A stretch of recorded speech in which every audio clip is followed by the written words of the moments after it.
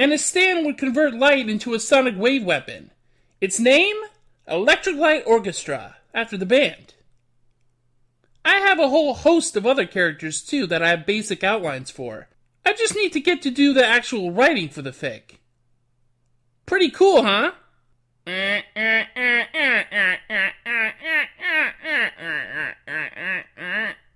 What?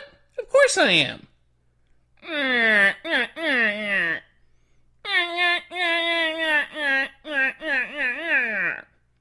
That was almost 2 decades ago!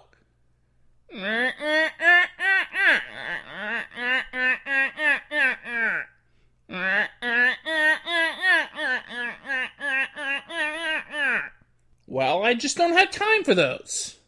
I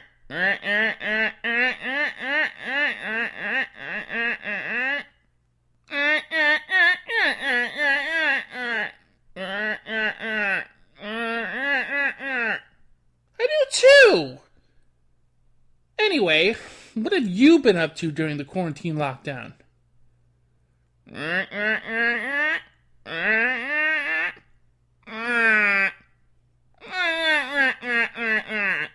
We don't know that! Pen, you're supposed to keep your distance from others.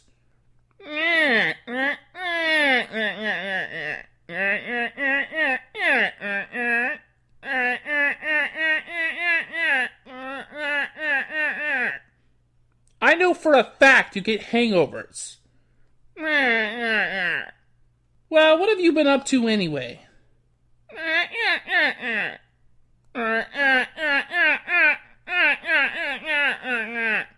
Ooh, anything juicy?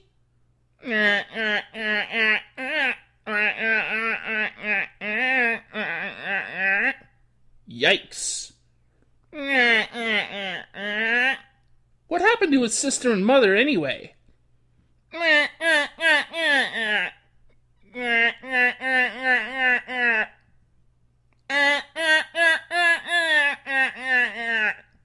Well, continue to sort through everything, see if anything is useful to us.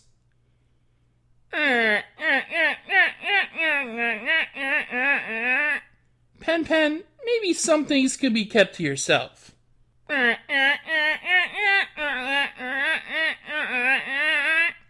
Pen?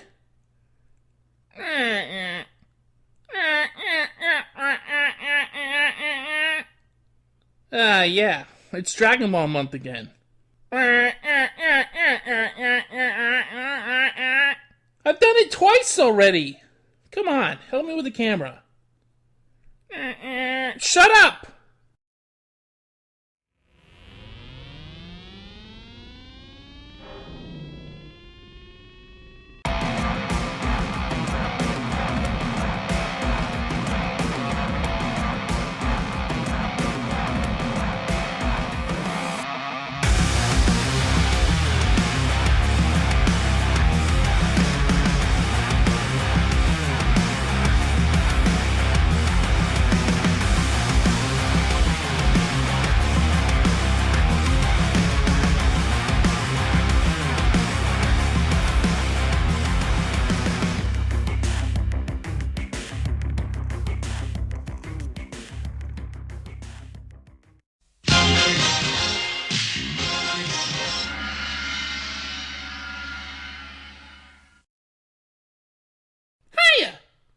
Truth here, and it's time again for Dragon Ball Month here on Otaku Evolution.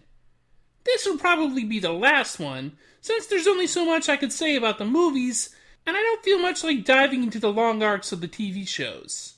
So let's make the most of it while we can, folks, as we take a look at 3 more features from the ubiquitous shonen fighting juggernaut that is Dragon Ball.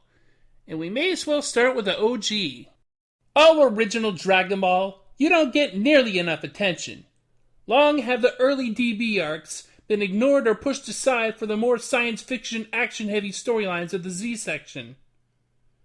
You certainly don't see Funimation give it the respect it deserves by releasing any new box sets of the series.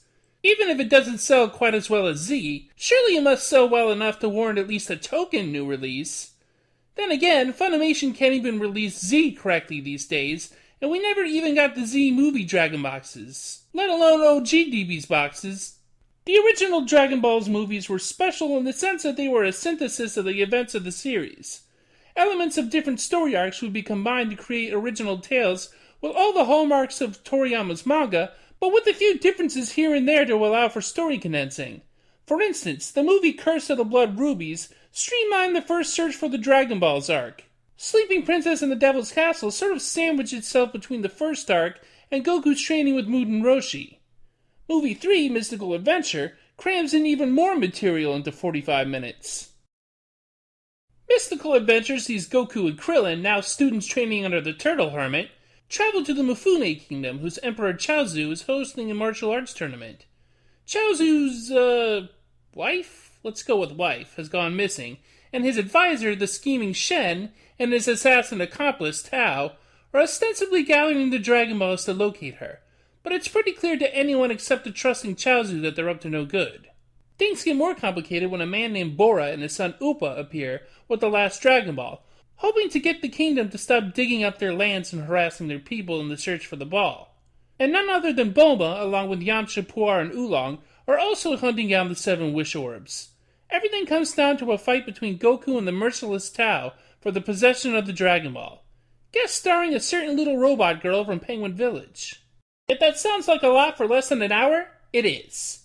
Because it seems pretty clear the movie is putting in elements of the Red Ribbon Army arc and the first 2 tournaments, the 2 Tenkaichi Budokais.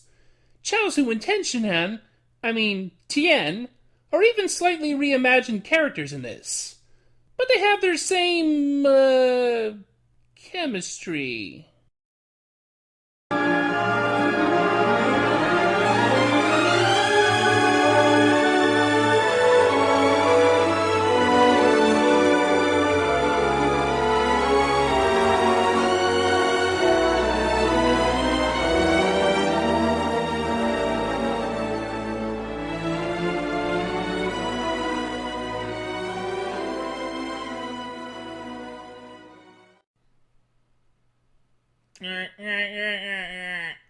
No, I'm not.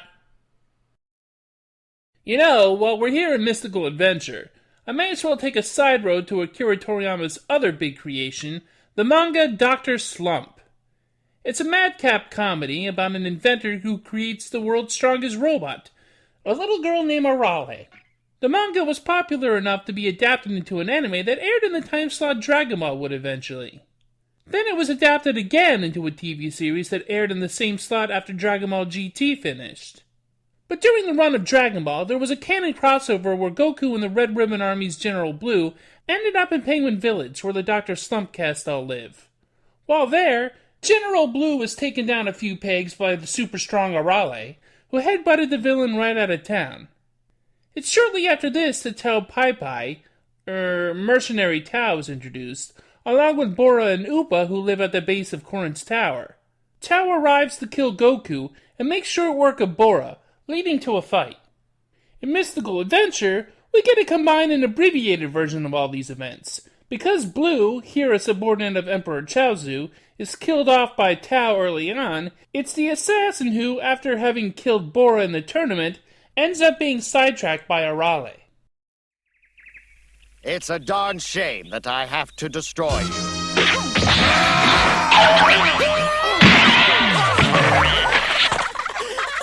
Huh? Dr. Slump characters even appear in an official crossover in Dragon Ball Super, where both Goku and Vegeta have to take on a controlled Arale, but have trouble because of her nature as a gag character. It would be like if they took on Saitama from One Punch Man. It's a great episode, really fun, one of Super's best. I'm glad Arale hasn't gone forgotten in all these years.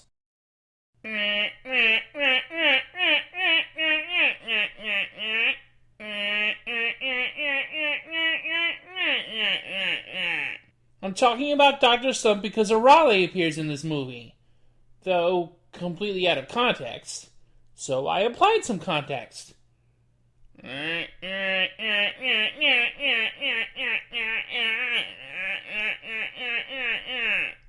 Well, it does kind of waste its potential. I mean, because they cram in so many elements from several story arcs, none of them really have any room to breathe. We don't really get much of the tournament, Krillin gets nothing to do, Korin goes unexplained, and the finale seems pretty rushed. They could have easily made this movie longer or split it into two movies, one setting up the tournament and then the second about the coup by Shen and Tao. If they wanted to use Arale, the least they could have done is establish Penguin Village and have a scene with the inventor himself. As it is, the movie is an unrelenting mishmash of Dragon Ball bits blended into a fine slurry until it all just becomes a Dragon Ball movie, rather than a specific Dragon Ball movie. When I was younger, this was my favorite of the OG DB movies, but looking at it now, it might actually be the weakest one because it trips over itself in its haste. And it's also strange it never received any direct sequels involving Demon King Piccolo, as long as they were going to streamline manga arcs. Don't get me started on the English dub of this. Overall, it's a stinker. I'll get to it another time, but do yourself a favor and at least watch it in Japanese. Coming up. Hey, the 4-star ball! That's the one Grandma gave me! Wow! Oh, boy! He seems to really like that ball.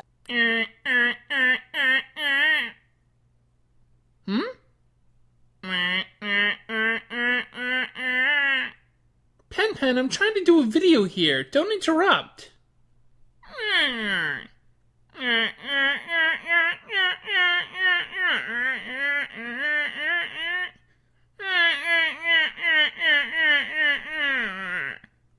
Meaning what, exactly?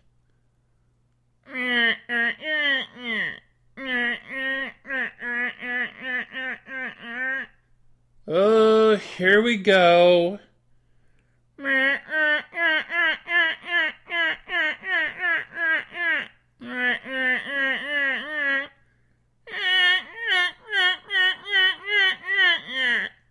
Can we do this later? I don't want this stuff leaking to my reviews proper.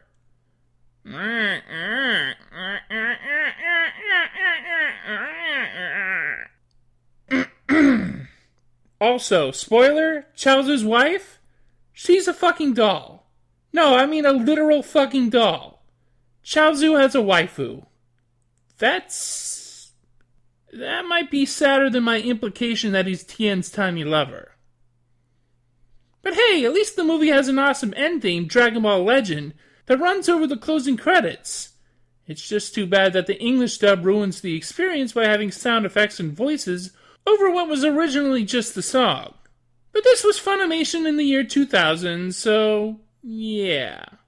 Anyway, Dragon Ball Mystical Adventure is a fun little trifle with some okay action and characterization, but ultimately it's too crowded to be truly good. You can use my spy bot to watch the volleyball tournament. Yeah? But you have to help me get the Dragon Balls. Yes, you can count me in. Look at those athletes. Huh?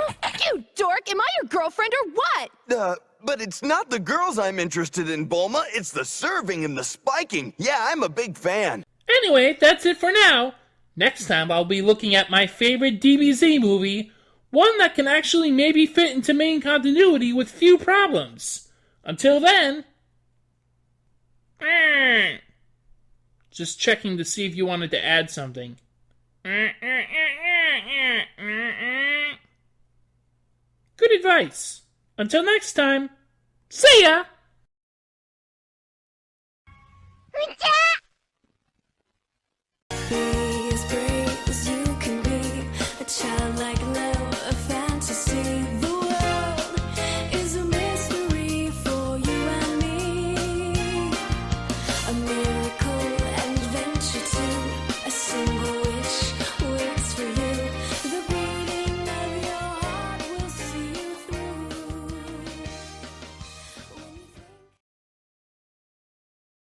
Pen, what the fuck was that? You can't just interrupt my video to harangue me about my life choices. At least wait until I'm done.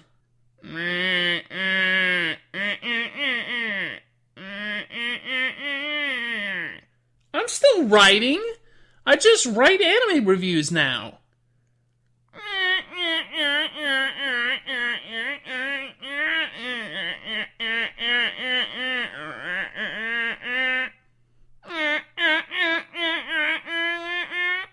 Excuse me, but there is an art to critique? Shut up. My critique is good. Let's go get a damn it. Quarantine.